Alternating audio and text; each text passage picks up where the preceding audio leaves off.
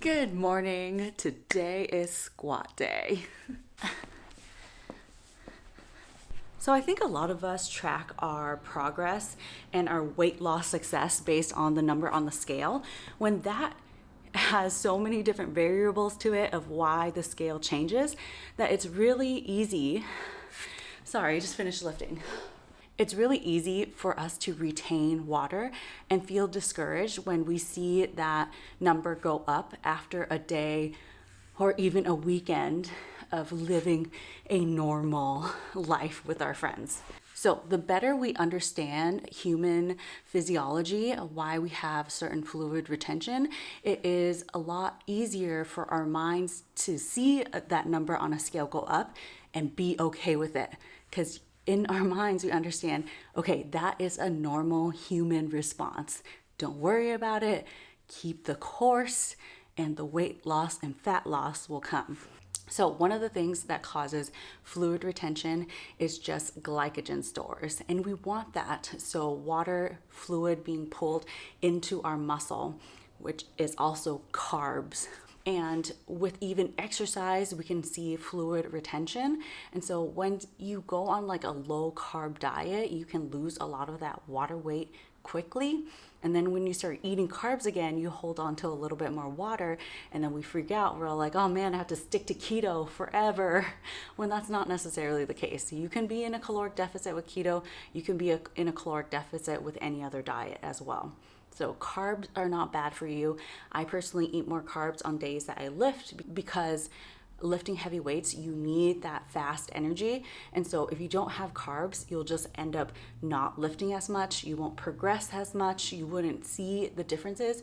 And so it's really important for me to have that strength to be able to train my muscles more. Number 2, fluid retention during your periods or certain times of the month. So instead of comparing your weight from day to day, you should do it from week to week or even month to month. Because for me, being in a caloric deficit, I need to be there for approximately a month.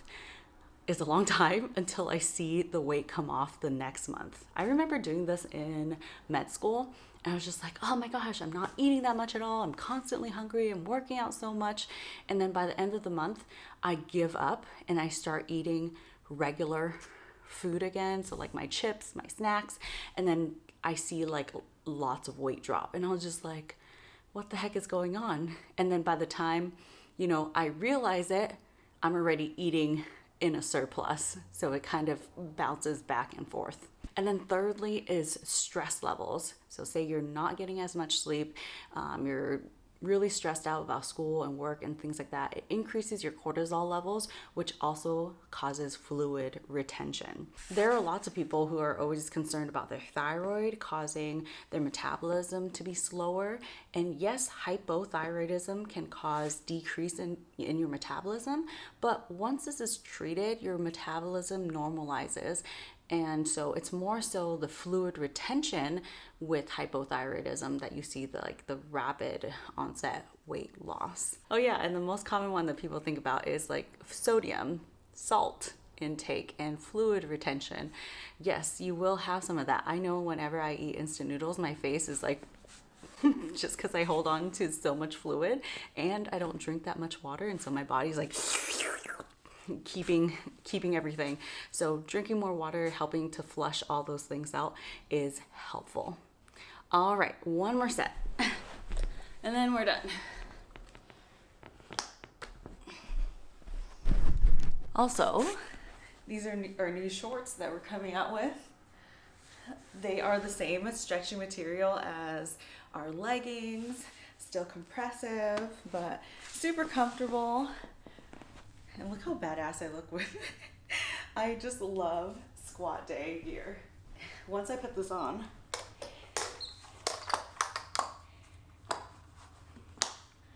I swear I look like a superhero.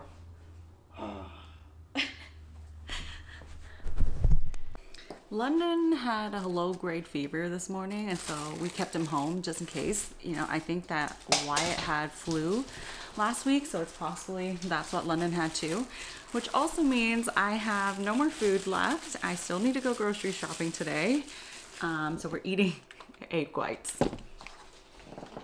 I'm gonna try to eat 300 grams.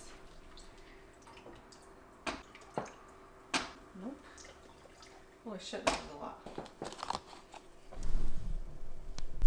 And then obviously we also have to season our eggs. I'm Asian, so we're gonna use fish sauce. Don't measure it, just put it in there. Another thing that I find we often forget is how many calories is actually in a pound of fat. So say you gained 3 to 5 pounds over a weekend. Each pound of fat is 3,500 calories worth of energy. So when you eat over a weekend, it's very unlikely that, say, 3 times 3,500, it's very unlikely that you ate 10,500 calories over your maintenance. And even then, even when you eat over 10,000 calories, not everything you eat is stored as fat right away, because it takes energy to break down these foods, to store these foods. So when you're eating protein, you're using about 30% of the energy, that calories from the protein itself, for it to break down and store and all that stuff. Carbs is 5 to 10%, fat is a lot less than that. But the less processed your food is, the more your body will use energy to break it down and store it. To process it, basically. So from a biology standpoint, there is no way that you could have gained that much fat in a weekend. So don't worry about it. A lot of that is just fluid retention. Get back to what you were doing before. Stick to the plan. Get your steps in. Drink your water. And then it's gonna come back off. Trust me. Trust the process. Don't trust me. Trust the process and trust science.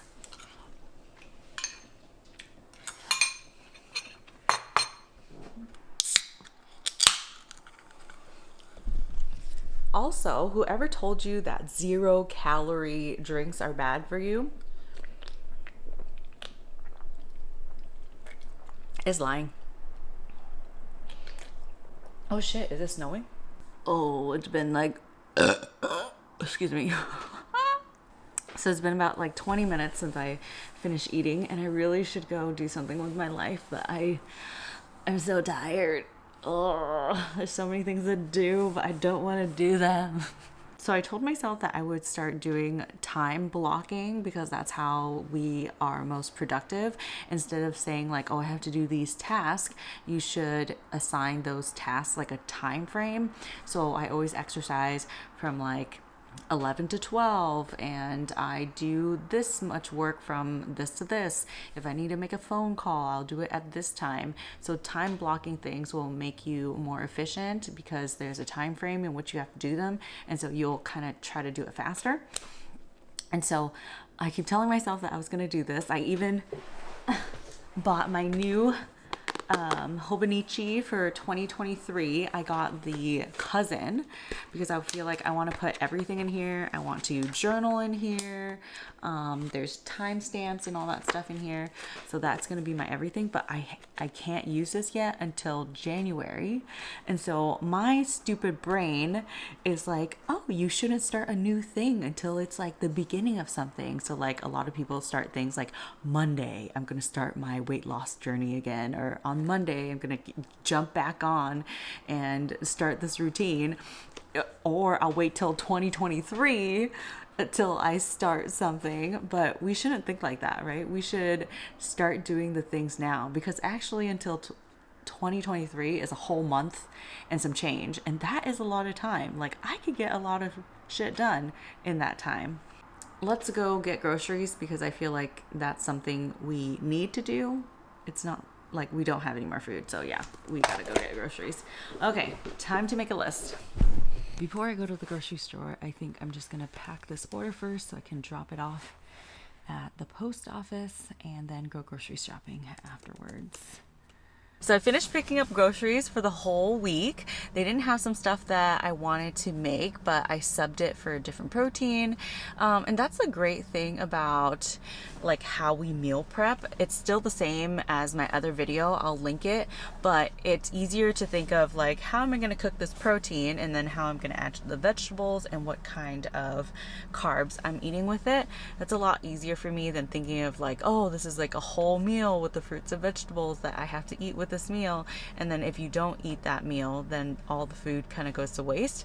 And so we generally never really waste food anymore, and Stan doesn't really know what I get either, and so he would meal prep or cook with whatever is left in the fridge, and sometimes he uses my stuff that I need for something else, but it doesn't really matter because we end up using all the food already anyways. I don't know if that makes sense. I think you will have to watch my meal prepping video to truly understand. So yeah, about to go pick up Wyatt now. And then, yeah, peace.